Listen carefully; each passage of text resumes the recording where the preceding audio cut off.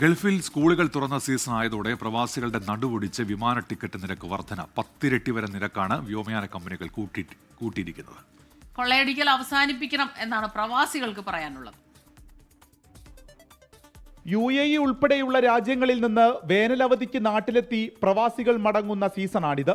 ഗൾഫിൽ സ്കൂളുകൾ തുറന്ന സമയം ഇത് മുതലാക്കിയാണ് വിമാന ടിക്കറ്റിന്റെ വലിയ നിരക്ക് വർധന.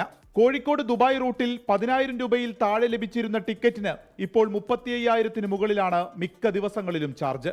ഷാർജ, അബുദാബി എന്നിവിടങ്ങളിലേക്കും 30,000-ന് മുകളിലാണ് ടിക്കറ്റ് നിരക്ക്. ഇനി സെപ്റ്റംബർ പകുതിക്ക് ശേഷം ഇത് കുത്തനെ താഴോട്ടും വരും. കഷ്ടപ്പെട്ട് അധ്വാനിക്കുന്നതിന് പണത്തിന്റെ പകുതിയിലുപരിയായുള്ള പണം വിമാന കമ്പനികൾക്ക് കൊടുക്കേണ്ട നിലയിലാണ് കാര്യങ്ങൾ എത്തിയിട്ടുള്ളത്. വർഷങ്ങളായിട്ട് കേന്ദ്ര ഗവൺമെന്റിനോട് അഭ്യർത്ഥിച്ചുകൊണ്ടിരിക്കുകയാണ് വിമാനയാത്രാ കൂലിയിലെ ഇതുപോലത്തെ ചൂഷണവും കൊള്ളയും പ്രവാസികൾക്ക് നേരെ വരുന്ന ഈ ചൂഷണം അവസാനിപ്പിക്കാൻ വേണ്ടിയുള്ള നിലപാടുകൾ എടുക്കണമെന്നുള്ളത്. ജിദ്ദ, റിയാദ് എന്നിവിടങ്ങളിലേക്കും കുത്തനെ നിരക്ക് കൂട്ടി. സ്കൂളുകൾ തുറന്നതിനാൽ യാത്ര നീട്ടിവെക്കാൻ കഴിയാത്ത സാഹചര്യം. ഇത് മനസ്സിലാക്കി തന്നെയാണ് ഈ കൊള്ള. ചുരുക്കത്തിൽ ഒരു കുടുംബം ഇവിടെ വന്നു പോകണമെങ്കിൽ 1 ലക്ഷം രൂപ വരെ അധികം മുടക്കേണ്ട സ്ഥിതിയാണ്. 24 മലപ്പുറം.